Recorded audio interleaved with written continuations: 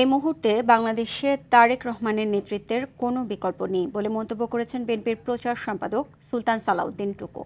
টাঙ্গাইল সদরে জেলা জাতীয় পার্টির শতাধিক নেতাকর্মীর বিএনপিতে যোগদান অনুষ্ঠানে তিনি কথা বলেন। এ সময় তিনি আরও বলেন, তারেক রহমানের নেতৃত্বে ২৪-এর আন্দোলনের মধ্য দিয়ে বাংলাদেশ ফ্যাসিবাদ মুক্ত হয়েছে।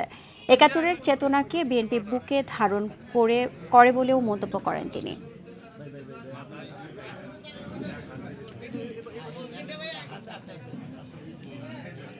২৪-এর আন্দোলনের মধ্য দিয়ে ফ্যাসিবাদ মুক্ত বাংলাদেশ আমরা পেয়েছি তারেক রহমানের নেতৃত্বে।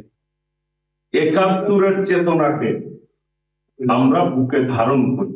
কাজে আজকে ৭১-এর পরাজিত শক্তি যারা, তারা আজকে বিভিন্ন ভাবে বাংলাদেশের মধ্যে একটি অস্থিতিশীল পরিবেশ তৈরি করে বাংলাদেশের স্বাধীনতা, সার্বভৌমত্ব এবং গণতন্ত্রকে হুমকির মুখে তারা ফেলে দিতে চায়।